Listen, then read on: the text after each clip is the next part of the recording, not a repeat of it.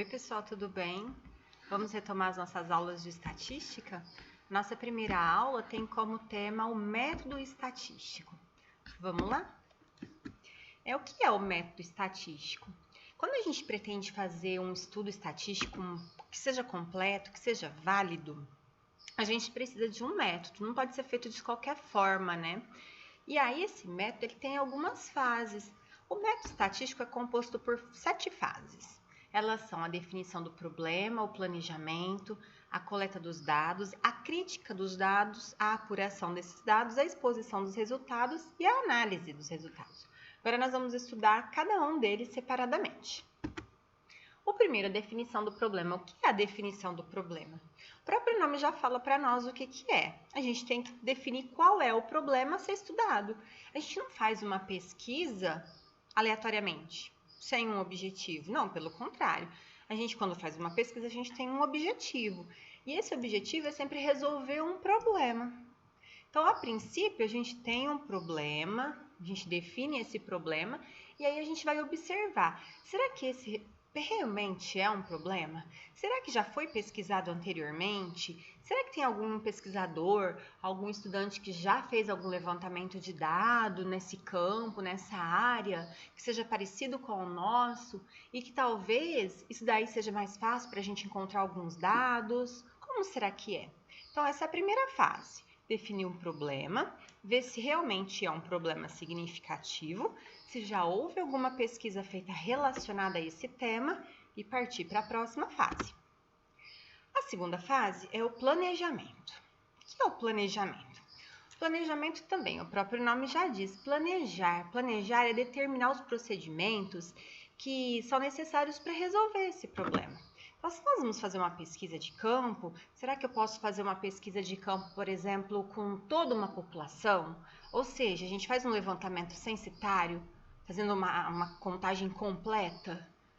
É uma coisa cara de se fazer. Ou será que a gente faz um levantamento por amostragem? Se for por amostragem, qual é o melhor método de amostragem para a gente escolher? A gente tem que ter um cronograma para desenvolver as atividades. Eu vou começar hoje e vou terminar daqui 2 anos? Não vai ter porquê. Ou não, eu vou começar hoje e tenho que terminar amanhã? Será que eu consigo?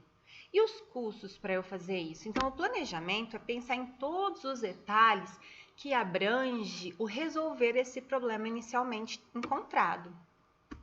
A próxima fase é a coleta de dados. A coleta de dados é assim uma fase operacional mesmo. Então, é aquela fase onde a gente vai para campo, a gente vai coletar dados, a gente vai fazer pesquisa, a gente vai entrevistar, esse tipo de coisa que nós vamos fazer. E quando a gente consegue coletar esses dados, a gente tem que saber que existem 2 tipos de dados. Quais são eles? Os dados primários e os dados secundários. Os dados primários são aqueles que quando são publicados, ou então quando eles são coletados pelo próprio pesquisador ou pela própria organização. Agora, os dados secundários são aqueles que são coletados por uma outra organização. Como assim? Por exemplo, se a gente vai a campo, faz a pesquisa, coleta os dados, esses dados são os dados primários. Agora, vamos supor que a gente vai fazer uma pesquisa, mas daí eu encontro um material em algum livro, em algum jornal ou na internet, que já tem os dados que eu preciso. Aí eu vou lá e coleto os dados ali. Então, são dados secundários. Foram dados que já foram coletados por outra pessoa e que eu estou aproveitando. Nessa parte da coleta de dados, também ela pode ser feita de 2 formas. A primeira é a coleta direta. O que é a coleta direta? Olha lá, é quando ela é obtida diretamente da fonte, através de entrevistas, questionários, perguntas, inquéritos, né? Então, por exemplo, eu vou fazer uma pesquisa na cidade de Barretos, com a amostra da cidade de Barretos, e aí eu vou de casa em casa e faço a coleta de dados. Então, essa é uma coleta direta, tá? A coleta direta, ela pode ser tipo contínua, periódica ou ocasional. O que seria a coleta de dados de forma direta e contínua? Contínua é aquela que é feita continuamente. Então, por exemplo, o cartório. O cartório faz uma coleta de dados que é contínua, ela é direta e contínua. Ele coleta dados de nascimento, de óbito. Então, quando você tem lá que a pessoa fica falando, morreu tantas pessoas essa semana, ou então nasceu tantas pessoas essa semana, e sempre está fazendo essa coleta de dados, isso daí ela quer dizer que ela é feita de forma contínua, tá? A periódica é aquela que é realizada assim, em alguns intervalos constantes de tempo. Por exemplo, o censo populacional. Então, de 10 em 10 anos tem o censo populacional. Ou então, a gente faz, por exemplo, uma avaliação. A gente faz avaliação na escola. E aí o professor faz o censo com relação às notas dos alunos. Acontece isso, e é periódico. Por exemplo, a gente faz avaliações bimestralmente. Então, a cada 2 meses a cada bimestre a gente tem avaliação. E também tem aquelas pesquisas que são feitas de forma direta e ocasional. Então, elas são feitas que jeito? Sem ter um tempo assim, sem determinado, né? Na verdade, o objetivo dela é atender uma necessidade de urgência. Então, vamos supor que a gente vai fazer uma pesquisa sobre sabores de geleia que as pessoas gostariam de experimentar. Então, eu tenho que fazer ela continuamente? Ou então, periodicamente? Não, a gente tem um problema e esse problema vai fazer com que a gente realize uma pesquisa que é ocasional, né? A gente também tem a coleta que é feita de forma indireta. O que é a coleta indireta? Bem, a coleta indireta é quando ela é feita a partir de elementos conseguidos da coleta direta ou através do conhecimento de outros fenômenos, né? Por exemplo, um exemplo para vocês entenderem, uma pesquisa sobre mortalidade infantil. Ela pode ser feita, faz de conta que é o meu trabalho, que eu estou pesquisando isso, ela vai ser feita na onde? Ela vai ser feita lá no cartório. Então, eu vou no cartório, eu vejo todos os registros de óbitos infantil, né, no caso, e aí eu coleto dado ali. Na verdade, quem fez a coleta direta foi o próprio cartório, e eu estou aproveitando esses dados, então é uma coleta que é feita de forma indireta. A próxima fase do nosso método estatístico é a crítica dos dados, né? Então, o que é a crítica? Quando a gente fala em crítica, a gente já fica meio assim, né? Mas a verdade é isso mesmo. A crítica é aquilo que vem a ser feito para procurar falha, para procurar imperfeição, mas não para criticar e falar, não serve mais. Na verdade, é para eliminar esses erros que são mais grosseiros e a gente ir lá e ter uma pesquisa melhor, né? Para realmente ser validada. Então, a crítica ela pode ser uma crítica externa ou interna. A crítica externa é aquela que visa as causas dos erros por parte do informante. Já a interna, ela visa observar os elementos originais da coleta de dados. Então, a externa, você tem alguém que te informa, você fez lá um questionário, né? E aí você vai pesquisar, você vai criticar aqueles dados. Será que essa pessoa falou a verdade? É esse tipo. Agora, a interna é quando você tem os elementos originais da coleta de dados e aí você vai lá e observa cada elemento.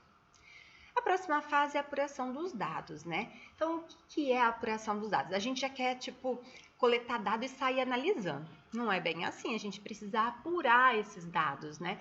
Então, é resumir eles, porque você sai pesquisando, por exemplo, então, gosto de geleia, o sabor da geleia. O que as pessoas gostariam de comer de geleia? Aí vocês vão lá e falam, 3 pessoas falaram que gostam de morango, 10 pessoas falaram que preferem goiaba, 7 falaram que preferem damasco, 2 jabuticaba, 5 laranja. Aí você fala, nossa, o que eu faço com esse monte de dado? Então, a gente precisa sintetizar eles, processar, resumir, fazer contagens. Então, essa apuração de dado, ela nada mais é do que isso, é você fazer uma contagem desses dados apurados, desses dados coletados e escrever eles de uma forma mais resumida, né? Uma forma mais fácil de ser entendida. Essa apuração dos dados ela pode ser feita manualmente ou eletronicamente. Nos últimos tempos, claro, a gente tem usado algumas planilhas eletrônicas para nos ajudar, né, nessa apuração de dados, e a mais utilizada é o Microsoft Excel. Depois disso, a gente faz a exposição dos resultados. Então, por mais diversa que é a finalidade dessa pesquisa, os dados eles têm que ser apresentados de alguma forma. E tem que ser uma forma adequada, né? O que é uma forma adequada? É uma forma que torna mais fácil o exame do fenômeno que tá ali sendo estudado. Então, a gente pode expor os dados tanto na forma de uma tabela, como na forma de um gráfico. São as duas formas mais fáceis que o público tem de entender, né, o que foi coletado, os dados que foram coletados. Inclusive, nas próximas aulas de estatística, vocês vão aprender a fazer tanto a tabela quanto o gráfico, tá bom? A apresentação tabular, né, que é em forma de tabela, então a gente ela tem uma vantagem assim, de expor bem resumidamente, sinteticamente, os resultados que foram determinados por um assunto, por uma pesquisa, né? E ela dá pra gente uma visão global e rápida daquilo que a gente quer analisar. Quando você tem uma lista com todos os dados que foram coletados, você fala, nossa, né? Vou demorar às vezes a vida inteira, né? Agora, se você tem uma tabela, você já bate o olho e já consegue ver rapidamente várias coisas. Ainda mais se tiver dados em porcentagem, que fica mais fácil ainda, né? É excelente. E a gente também tem a apresentação gráfica. A apresentação gráfica, ela é tipo uma apresentação geométrica desses dados que são numéricos, né? E eles também permitem uma visão muito rápida, fácil, clara, e a gente consegue tirar conclusões, né? Quando a gente observa tabelas e gráficos, o gráfico é mais fácil ainda para a gente conseguir tirar alguma conclusão. Depois disso, tudo desses processos, a gente tem a análise dos resultados, né? Que é a análise dos resultados? A análise dos resultados, ela nada mais é, o objetivo dela nada mais é do que tirar alguma conclusão que ajude aquele pesquisador a resolver aquele problema inicial. Ele não tinha um problema lá no começo? A ideia da pesquisa não é resolver esse problema? Então, a gente foi passo a passo, até que nós chegamos na análise dos resultados. Então, ela vai ajudar na conclusão da pesquisa, né? Na finalização, né? na resolução daquele problema. Essa análise está muito ligada com cálculo, com medidas, que descrevem esse fenômeno, né? O que está acontecendo. Então, nessa fase, é possível a gente arriscar algumas generalizações, né? Tipo, se o bairro X de Barretos prefere geleia de damasco, algumas pessoas que foram pesquisadas ali preferem geleia de damasco, então a gente meio que generaliza, né? Então talvez o bairro todo prefira. Então, a gente consegue fazer algumas coisas desse jeito. Mas até então, tem muito grau de incerteza, tem muita coisa ainda a se fazer, né? Aqui é onde a estatística inferencial entra. Vamos relembrar o que é estatística inferencial? Então, a gente tem uma estatística descritiva, que é onde a gente coleta dados, que vale para uma amostragem, e aí a gente consegue, para uma pequena amostra, e aí a gente consegue fazer inferências para um todo, para uma população, né? Tirar conclusões para uma população. A gente termina por aqui, então, a nossa aula. Espero que vocês tenham gostado. Qualquer dúvida é só me procurar. Beijão!